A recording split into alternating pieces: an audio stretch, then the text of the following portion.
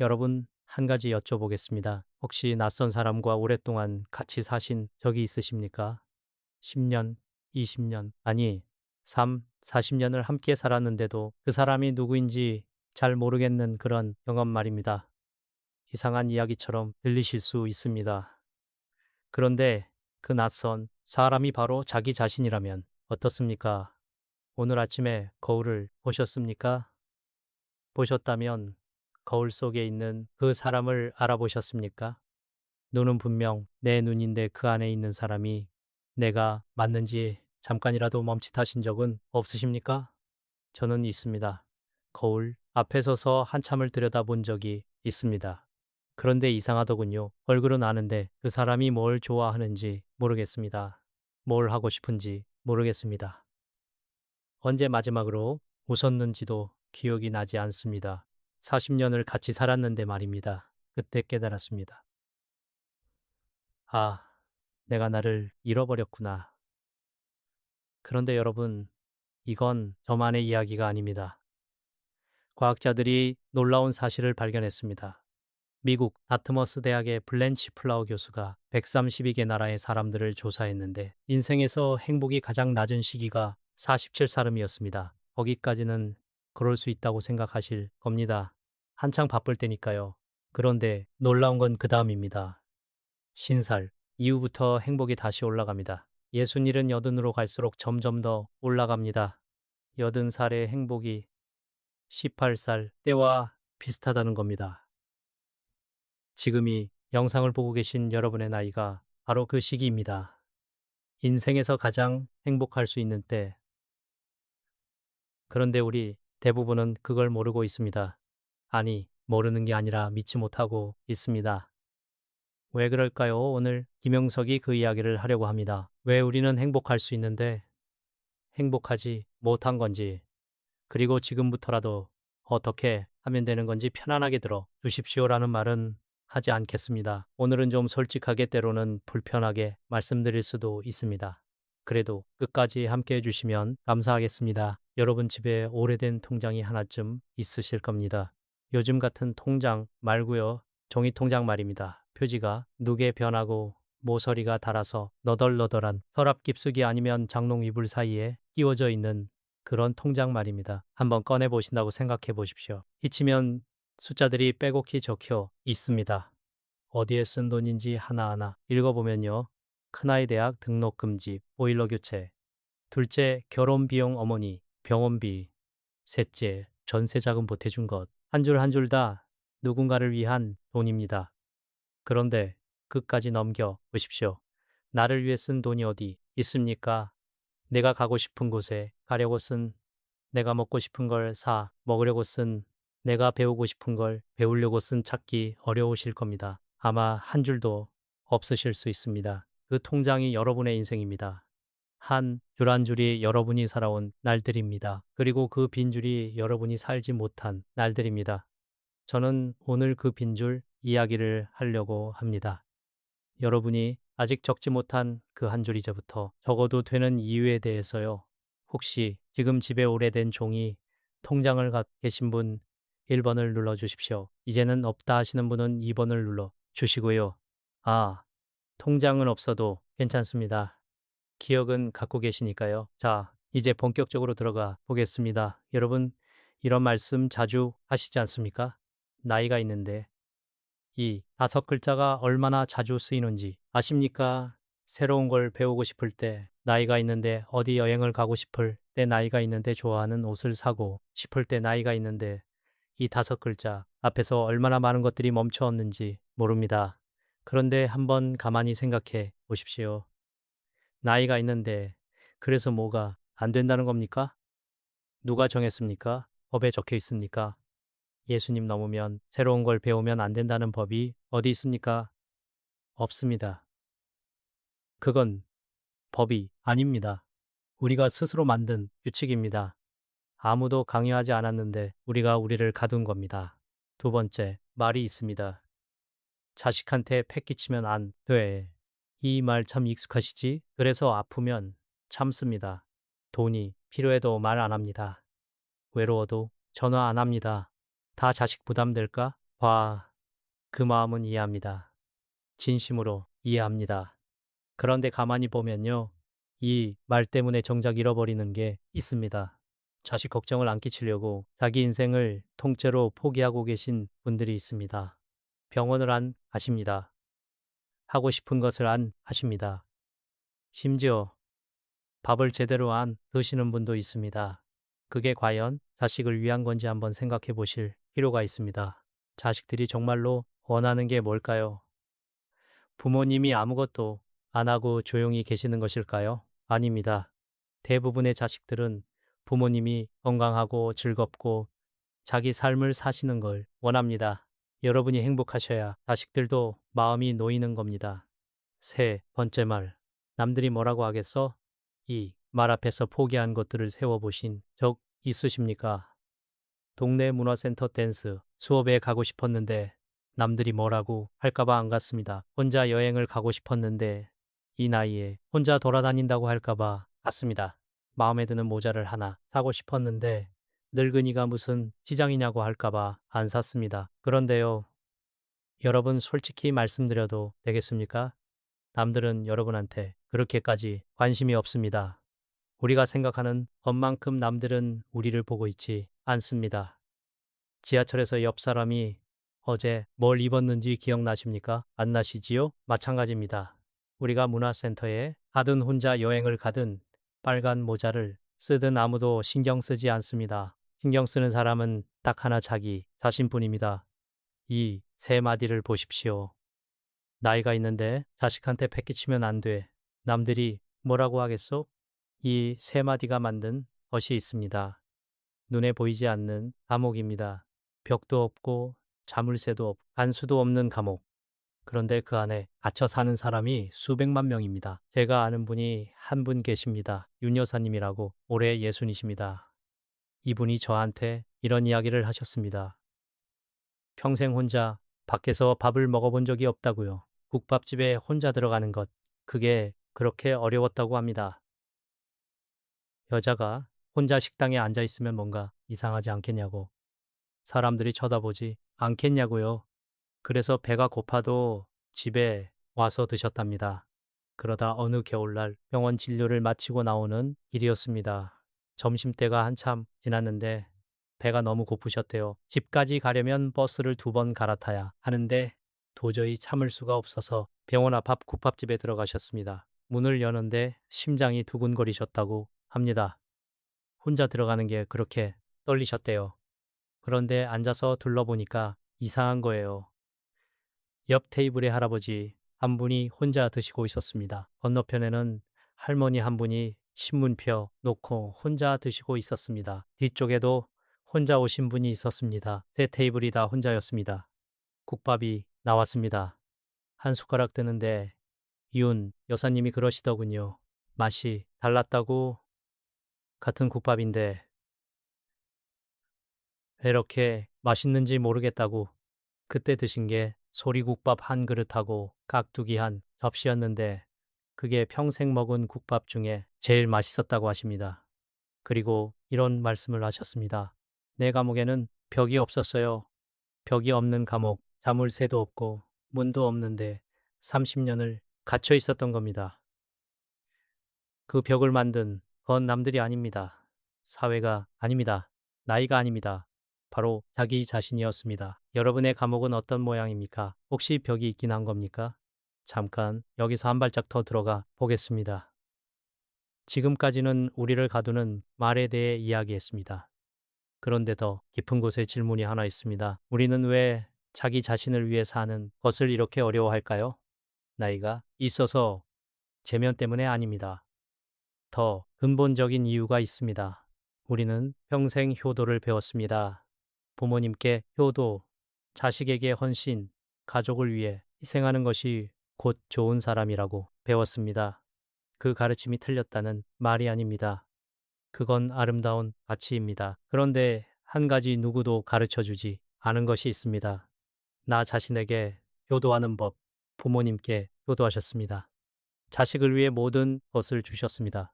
그런데 자기 자신한테는요. 자기 자신한테는 어떻게 하셨습니까? 좋은 것을 사 주셨습니까? 쉬고 싶을 때 쉬게 해 주셨습니까? 아플 때 괜찮다고 다독여 주셨습니까? 대부분 아닙니다. 우리는 자기한테가 가장 혹독했습니다. 제가 아는 분 중에 박 어르신이라는 분이 계십니다. 오래 둘이시고 평생 몫으로 사셨습니다. 50년 가까이 남의 집 가구를 만드셨습니다. 식탁, 책상, 장롱, 침대 손으로 나무를 깎 다듬고 조립해서 남의 집에 들려보내는 일을 반세기를 하셨습니다. 은퇴하시고 나서 아들이 한 번은 이런 질문을 했다고 합니다. 그라, 아버지, 아버지는 뭘 좋아하세요? 단순한 질문이지요. 뭘 좋아하냐고. 그런데 박 어르신이 한참을 말씀을 못 하셨답니다. 한참을요. 아들이 걱정이 될 정도로 오래 침묵하셨대요. 그러다 겨우 하신 말씀이 이겁니다. 모르겠다. 뭘 좋아하는지 모르겠다. 이런 훈련을 살았는데 자기가 뭘 좋아하는지 모른다는 겁니다. 좋아하는 게 없어서가 아닙니다. 한 번도 물어본 적이 없기 때문입니다. 아무도 물어보지 않았, 자기 자신도 물어보지 않았습니다. 모르겠다. 이 세 글자가 얼마나 무거운지 아십니까? 평생 남의 집에 널 가구를 만들면서 정작 자기가 앉을 의자는 만들지 않은 사람. 그게 밥그릇이고 어쩌면 우리 모두의 이야기입니다. 여러분은 어떠십니까? 지금 누군가가 묻는다면 뭘 좋아하세요? 하고 묻는다면 바로 대답하실 수 있으십니까? 그런데 이야기가 여기서 끝나지 않습니다. 아들이 며칠 뒤에 택배를 하나 보냈습니다. 여러분이 목공 도구 세트였습니다. 새끌, 새, 대패, 새사포, 그리고 짤막한 메모가 하나 들어 있었습니다. 아버지, 이번에는 아버지가 만들고 싶은 거 만드세요. 박 어르신이 그걸 보고 한참을 가만히 앉아 계셨다고 합니다. 다음 날 아침 차고 문을 여셨습니다. 오래된 작업대에 먼지가 쌓여 있었습니다. 그 먼지를 닦으시고 나무 한 조각을 집어드셨습니다. 그리고 깎기 시작하셨습니다. 손주 녀석이 좋아하는 토끼 인형을 나무로 만들어 보겠다고 50년을 남의 가구를 만들었던 손이 처음으로 자기가 만들고 싶은 걸 만들기 시작한 겁니다. 돈을 받는 일이 아닙니다. 누가 시킨 일도 아닙니다. 그냥 하고 싶어서 한 겁니다. 요즘 박어르신 아침은 이렇다고 합니다. 6시에 일어나셔서 차고에 나가시면 나무 깎는 소리가 동네에 들린답니다. 손녀가 유치원 가기 전에 차고에 달려와서는 이렇게 묻는데요. 할아버지, 오늘은 뭐 만들어요? 그 한마디가 72 만에 처음 듣는 말이었다고 합니다. 내가 뭘 만들고 싶은지를 누군가가 궁금해하는 것, 내가 뭘 좋아하는지를 누군가가 관심 가져주는 것. 미국 텍사스 대학의 크리스틴 네프 교수가 이런 연구를 했습니다. 자기 연민이라는 개념인데요. 쉽게 말하면 자기 자신한테 친절하게 대하는 것입니다. 자식한테 하듯이, 손주한테 하듯이 그 따뜻함을 자기한테도 주는 겁니다. 여러 연구를 종합해 보니 자기 연민을 연습한 어르신들은 우울감이 뚜렷하게 줄어들었다고 합니다. 이게 무슨 대단한 훈련이 아닙니다. 아프면 괜찮다고 자기한테 말해주는 것, 쉬고 싶으면 쉬어도 된다고 허락해주는 것, 맛있는 걸 먹고 싶으면 사 먹어도 된다고 스스로한테 말해주는 것, 이게 자기 연민입니다. 공자께서 인자애인이라 하셨습니다. 어진 사람은 사람을 사랑한다 맞는 말씀입니다. 그런데 김영석은 이렇게 덧붙이고 싶습니다. 사람을 사랑하려면 먼저 자기를 사랑할 줄 알아야 합니다. 빈주전자로는 아무한테도 차를 따라줄 수 없습니다. 여러분은 평생 차를 따라 주셨습니다. 가족에게, 이웃에게, 회사에. 그런데 주전자가 비었는데도 계속 따르려고 하고 계십니다. 이제 주전자를 채울 때가 됐습니다. 그게 이기적인 게 아닙니다. 그게 효도입니다. 자기 자신에게 하는 효도 이 이야기가 마음에 닿으셨다면 채널 구독과 좋아요를 한번 눌러 주십시오. 여러분이 한번 눌러주실 때마다 이 이야기가 여러분과 같은 또래 한 분에게 더 전해집니다.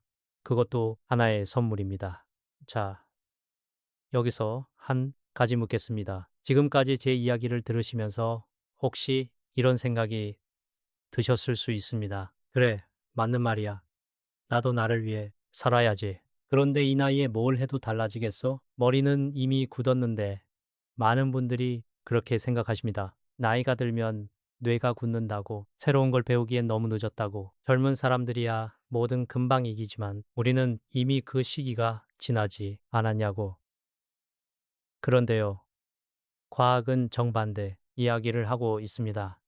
아까 미국 다트머스 대학의 블렌치 플라고 교수 연구를 잠깐 말씀드렸습니다. 132개 나라의 행복 데이터를 분석한 결과 인생에서 가장 불행한 시기가 47살 우미였다고요? 사업 걱정, 자녀, 교육, 노후 불안, 사방에서 압박이 몰려오는 시기입니다. 그러니 행복하기 어려운 거지요. 그런데 47을 지나면 곡선이 바뀝니다. 천천히.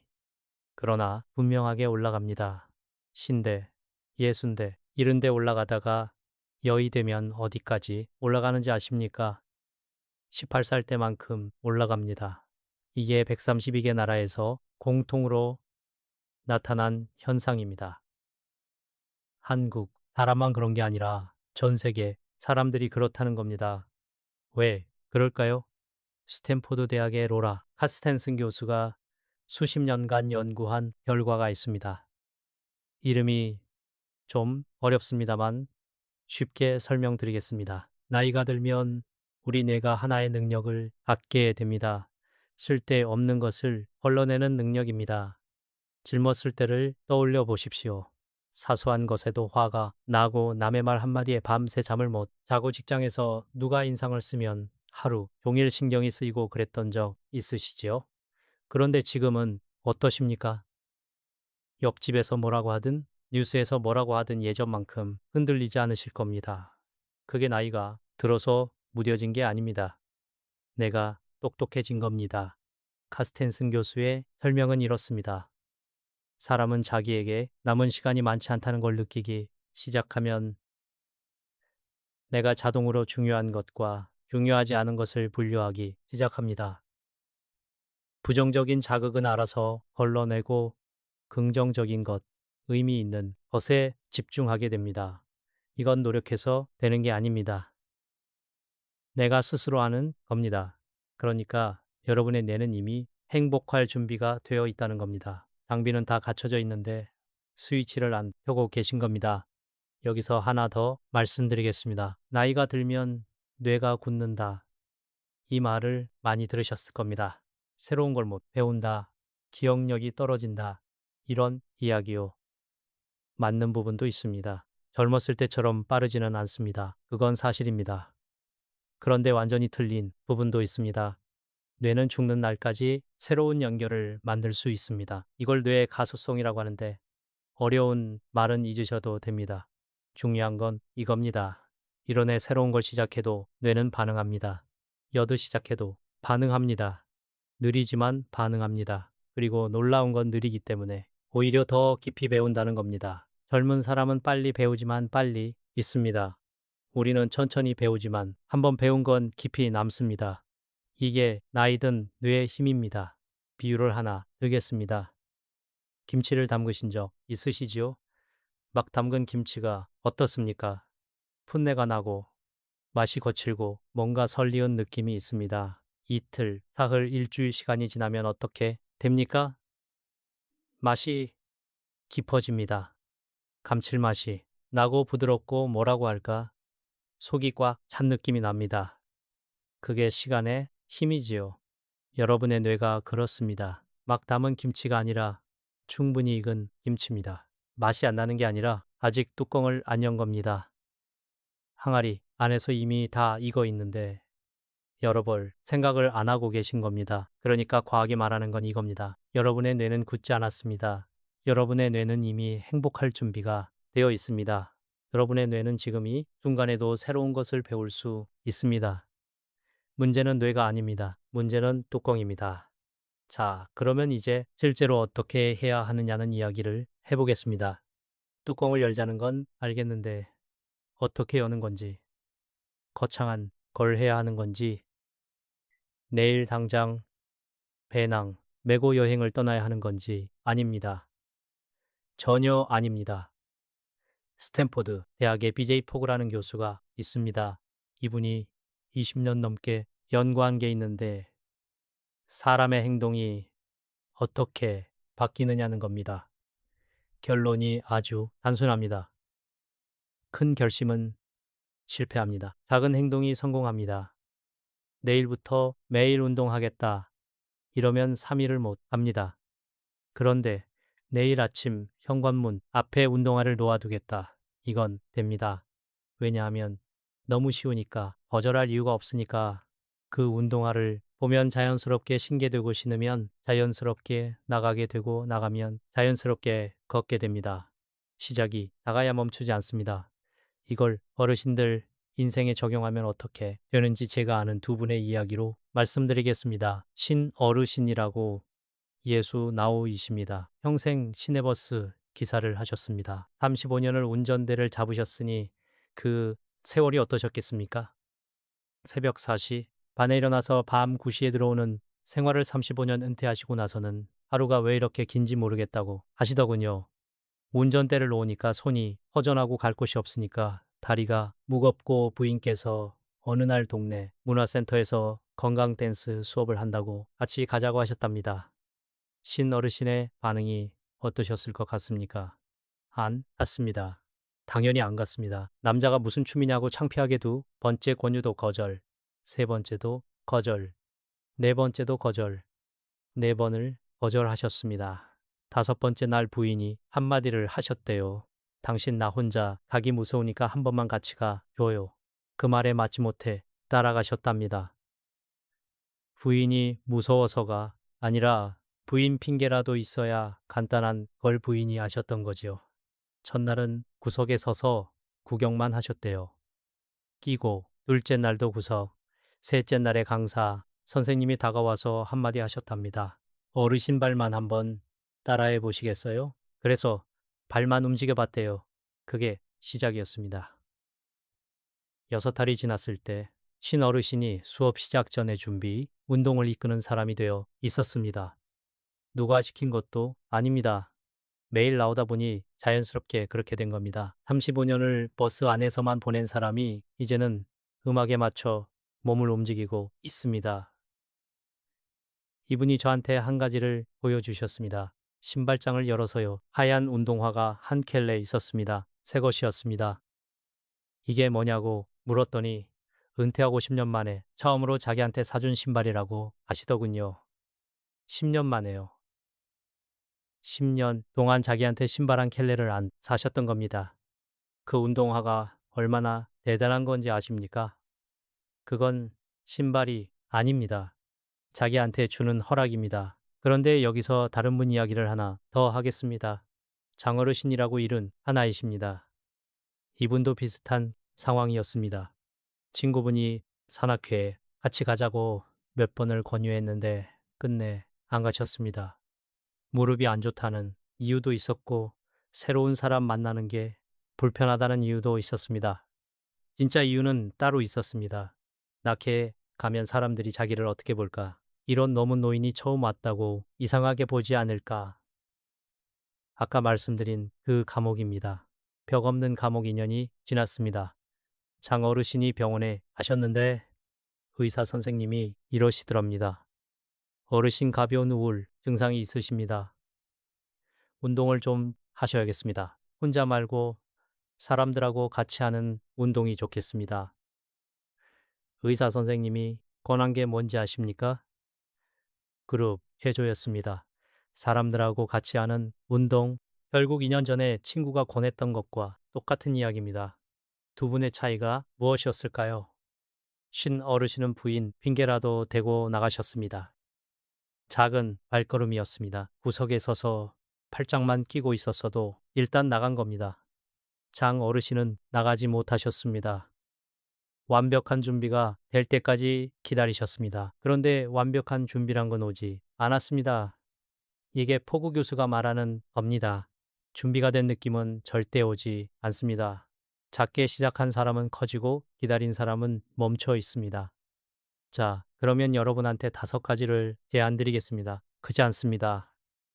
정말 작습니다. 그런데 이 5가지가 뚜껑을 여는 손잡이가 될 수 있습니다. 첫째, 내일 산책을 하실 때 평소와 다른 길로 가 보십시오. 늘 가는 공원 말고 한 블록만 더 가 보는 겁니다. 10분이면 됩니다. 5분도 괜찮습니다. 중요한 건 다른 길이라는 겁니다. 같은 길만 걸으면 같은 생각만 합니다. 다른 길을 걸으면 다른 게 보입니다. 둘째, 전화 한 통을 하십시오. 오래 전부터 해야지 하면서 안 한 전화 있으시지요? 이유 없어도 됩니다. 요즘 잘 지내이 한 마디면 충분합니다. 전화를 거는 게 어려우시면 문자 한 줄도 됩니다. 연락 자체가 중요한 거지 내용은 중요하지 않습니다.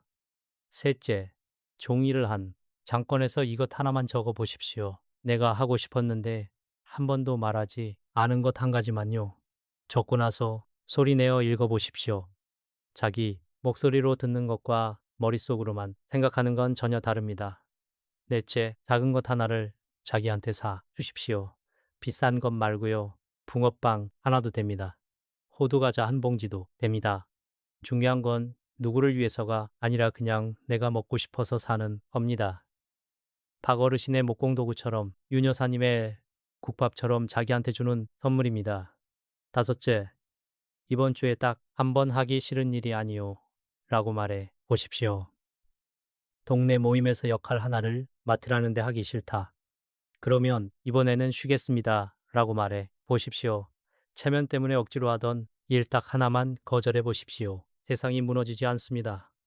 그리고 그 하나의 아니어가 주는 해방감은 직접 해보셔야 하십니다. 이 5가지 어렵지 않습니다. 내일 당장 하나만 해보십시오. 하나면 됩니다. 그 하나가 다음 하나를 부릅니다. 어르신의 첫 발걸음이 그랬듯이 무 속에서 있는 것부터 시작해도 됩니다. 여기까지 오시느라 수고 많으셨습니다. 체면이라는 과목 이야기를 했습니다. 자기 자신에게 효도하는 이야기를 했습니다. 뇌가 이미 준비되어 있다는 이야기를 했습니다. 작은 발걸음이면 충분하다는 이야기도 했습니다. 그런데 이 모든 이야기 밑에 하나의 질문이 남아 있습니다. 우리가 가장 두려워하는 게 뭔지에 대한 질문입니다. 여러분, 사람이 가장 무서워하는 게 뭘까요? 죽음이라고 생각하시는 분이 많으실 겁니다. 물론 죽음은 무섭습니다. 그런데 저는 그보다 더 무서운 게 있다고 생각합니다. 살았는데 산 거 같지 않은 것. 숨은 쉬었는데 밥은 먹었는데 잠은 잤는데 돌아보면 내가 진짜로 산 날이 며칠이나 되는지 모르겠는 것. 그게 더 무섭습니다. 호주에 블로니 웨어라는 간호사가 있었습니다. 이분은 오랜 세월 동안 임종을 앞둔 환자들을 돌보았습니다. 마지막 몇 주를 함께 보내면서 많은 이야기를 들었습니다. 그리고 그분들이 가장 많이 한 말을 5가지로 정리했습니다. 죽기 전에 가장 후회하는 5가지. 그 중에 첫 번째가 뭐였는지 아십니까? 남들이 기대한 삶이 아니라 나 자신에게 솔직한 삶을 살 용기가 있었으면 좋았을 텐데. 이 한 문장입니다. 첫 번째 후회가 돈이 아니었습니다. 건강이 아니었습니다. 자식이 아니었습니다. 내 삶을 살지 못한 것, 그게 첫 번째였습니다. 내 삶을 살 용기, 그게 그렇게 어려웠습니다. 잠깐 이 말을 한 번 더 생각해 보십시오. 여러분, 지금 살고 계시니 삶은 누구의 삶입니까? 부모님이 원하셨던 삶이었습니까? 자식들이 편한 삶이었습니까? 동네 사람들이 인정한 삶이었습니까? 아니면 내가 살고 싶었던 삶이었습니까? 이 질문에 바로 대답하실 수 있는 분이 계시면 그분은 이미 행복한 분입니다. 그런데 대부분은 바로 대답하기 어려우실 겁니다. 왜냐하면 우리는 평생이 질문을 받아본 적이 없으니까요. 두 번째 후에도 말씀드리겠습니다. 그렇게까지 열심히 일하지 않았으면 좋았을 텐데. 이것이었습니다. 특히 남성분들이 많이 하셨다고 합니다. 평생 일만 하다가 마지막에 돌아보니 일 말고는 아무것도 없더라는 겁니다. 이 2가지가 겹칩니다. 내 삶을 못 살았다. 일만 했다. 돌아보니 나를 위한 시간이 없었다. 이게 임종 앞에서 사람들이 하는 말입니다. 고대 로마의 철학자 세네카가 2년 전에 이런 말을 했습니다. 우리에게 시간이 적은 것이 아니라 우리가 시간을 너무 많이 허위하는 것이다. 2년 전이나 지금이나 같은 후회를 하고 있는 겁니다. 그만큼 이건 사람이라면 누구나 빠지기 쉬운 함정이라는 뜻입니다. 그런데 여러분, 여기서 한 가지 중요한 게 있습니다. 브론니 웨어의 환자들은 이 후회를 마지막에 하셨습니다. 고칠 수 없는 시점에서요.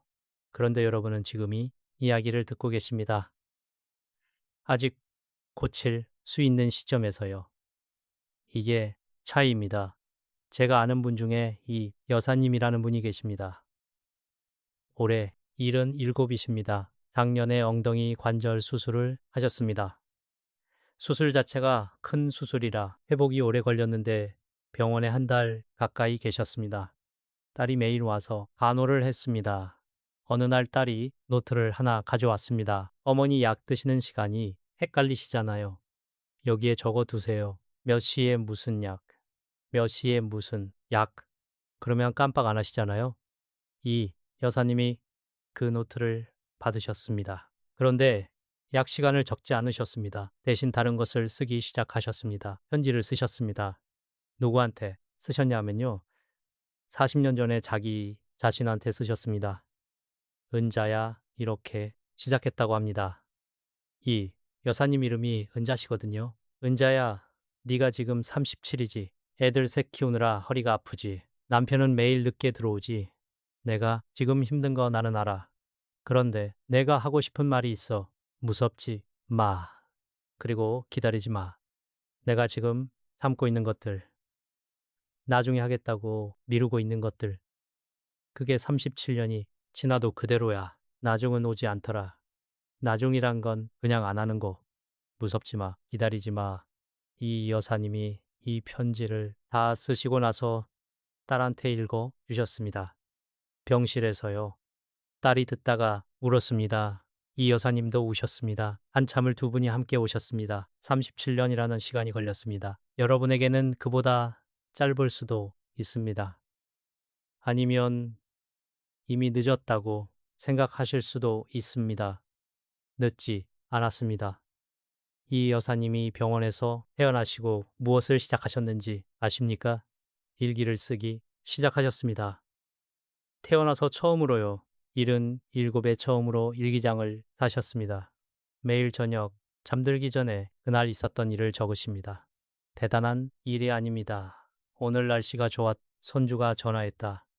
병원 갔다 왔다. 이런 것들이요. 그런데 이 여사님이 저한테 이런 말씀을 하셨습니다. 적다 보니까 신기한 거예요. 내가 오늘 하루를 살았다는 게 느껴지는 거예요. 그전에는 하루하루가 그냥 지나가기만 했거든요. 적으니까 하루가 내 것이 되더라고요. 하루가 내 것이 된다. 이게 얼마나 큰 말인지 아십니까? 우리가 살아온 수만 개의 하루 중에 진짜 내 것이었던 하루가 며칠이나 됩니까? 가족을 위한 하루, 회사를 위한 하루, 체면을 위한 하루. 그런 하루들이 대부분이었을 겁니다. 이 여사님은 77에 비로소 자기 것인 하루를 갖기 시작하신 겁니다.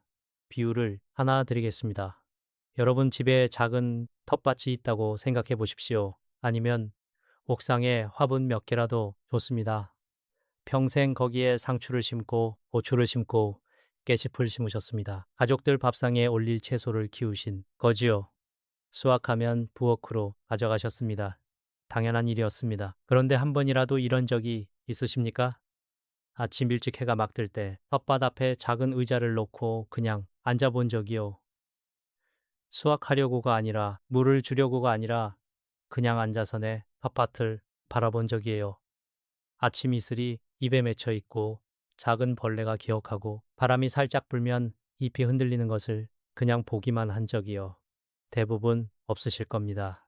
텃밭은 일하는 것이지 앉아서 구경하는 것이 아니니까요. 그런데 여러분 그 텃밭이 여러분 인생이라면요. 평생 거기서 일만 하셨습니다. 심고 가꾸고 수확하고 가져다 주고 그런데 한 번도 앉아서 내 텃밭을 바라보신 적이 없습니다. 텃밭은 아직 거기 있습니다. 내일 아침에도 이슬은 맺힐 겁니다. 의자 하나만 가져다 놓으면 됩니다. 물론이 웨어가 만난 분들은 텃밭 앞에 앉을 시간이 더 이상 없었습니다. 그런데 여러분은 있습니다. 내일 아침 있습니다. 의자도 있습니다. 남은 질문은 하나님이 다 가져다 놓으실 겁니까? 자, 오늘 이야기를 정리해 보겠습니다. 긴 시간 함께 해 주셨습니다. 처음에 감옥 이야기를 했습니다. 나이가 있는데 자식한테 뺏기치면 안 돼. 남들이 뭐라고 하겠어? 이 세 마디가 만든 감옥. 그런데 그 감옥에는 벽이 없었습니다. 유언 여사님이 국밥 한 그릇으로 알게 된 것처럼 문을 열 필요도 없었습니다. 걸어나가기만 하면 되는 거였습니다. 그 다음에 효도 이야기를 했습니다. 평생 남을 위해 가구를 만들었던 박어르신이 처음으로 자기가 만들고 싶은 것을 만들기 시작한 이야기. 빈 유전자로는 아무한테도 차를 따라줄 수 없다는 이야기. 자기 자신에게 하는 효도가 이기적인 게 아니라 가장 필요한 효도라는 이야기, 그리고 과학 이야기를 했습니다. 여러분의 뇌는 이미 행복할 준비가 되어 있다는 것, 충분히 익은 김치인데 뚜껑을 안 열고 있었다는 것, 이론에 시작해도 여해도 뇌는 반응한다는 것, 작은 발걸음 이야기도 했습니다. 실르신의 하얀 운동화 10년 만에 자기한테 사준 첫 번째 선물. 구석에 서서 팔짱만 끼고 있어도 일단 나간 사람은 달라진다는 것, 기다린 사람은 멈춰 있지만 시작한 사람은 커진다는 것, 마지막으로 이 여사님의 편지 이야기를 했습니다. 40년 전에 자기에게 쓴 편지. 무섭지 마, 기다리지 마, 그리고 77에 처음으로 산 일기장. 하루가 비로소 내 것이 되기 시작한 이야기. 이 모든 이야기가 결국 하나로 모입니다. 후회 없는 삶이란 완벽한 삶이 아닙니다. 내가 나로 살기 시작한 삶입니다. 로마의 철학자 마르쿠스 아울렐리우스가 이런 말을 남겼습니다. 시간을 더 달라고 기도하지 마라. 지금 가진 시간을 어떻게 쓸 것인지를 결정하라. 2년 전에 황제가 남긴 말이 오늘 우리한테도 그대로 맞습니다. 시간은 더 오지 않습니다. 그런데 지금이 시간은 여기 있습니다. 여러분, 오늘 이 자리가 조금 특별했으면 합니다. 그동안 이 채널에서 많은 이야기를 나눴습니다만 오늘은 제가 여러분한테 부탁을 하나 드리고 싶습니다. 이야기를 하나 들려 주십시오. 여러분의 통장에는 어떤 이야기가 적혀 있습니까? 벽 없는 감옥에서 얼마나 오래 계셨습니까? 혹시 윤 여사님처럼 어느 날 문득 걸어 나오신 경험이 있으십니까? 아니면 아직 안에 계십니까? 어느 쪽이든 괜찮습니다. 아래 댓글에 적어 주십시오. 한 줄도 좋습니다. 긴 이야기도 좋습니다. 여기는 아무도 판단하지 않는 것입니다. 여기는 우리끼리의 차집입니다. 차 한 잔 앞에 놓고 편하게 이야기하시면 됩니다. 여러분의 이야기가 다른 분에게는 용기가 됩니다. 윤 여사님의 국밥 이야기가 저한테 용기가 되었던 것처럼요. 그리고 혹시 주변에 오늘이 이야기가 필요한 분이 계시면은 분한테만 보내주십시오. 형제자매든 옛든 동네 이웃이든 혼자 집에서 텔레비전만 보고 계신 그분한테 이야기가 도착하면 그것만으로도 의자 하나를 가져다 놓는 것과 같습니다. 여러분, 오늘 김영석이 긴 이야기를 했습니다. 듣느라 고생 많으셨습니다. 마지막으로 한 가지만 말씀드리겠습니다. 여러분은 그림자가 아닙니다. 한 번도 그림자였던 적이 없습니다. 나만 너무 오랫동안 남을 비춰주노라 자기 자신은 못 보셨을 뿐입니다. 이제 거울 앞에서 보십시오. 이번에는 천천히 보십시오. 거기 서 있는 사람이 보이실 겁니다. 주름이 있고 흰 머리카락이 있고 손이 좀 거칠 수 있습니다. 그런데 그 사람이 여러분입니다. 평생을 견뎌온 사람, 그리고 아직 하고 싶은 게 남아있는 사람, 오늘 저녁에 통장 한번 꺼내 보십시오. 그리고 마지막 장에 빈 줄이 있으면 거기에 뭐라고 적을지 한번 생각해 보십시오. 크지 않아도 됩니다. 국밥 한 그릇이어도 됩니다. 운동화 한 켤레여도 됩니다. 나무, 토끼 하나여도 됩니다. 이 기장 한 번이어도 됩니다. 그 한 줄이 여러분의 새 인생입니다. 김영석은 내일도 여기 있겠습니다. 모레도 있겠습니다. 여러분이 그 한 줄을 적어 가시는 동안 저는 계속 이야기를 준비해 놓겠습니다. 이 차집은 문을 닫지 않습니다. 여러분은 충분히 살아오셨습니다. 이제는 여러분 차례입니다.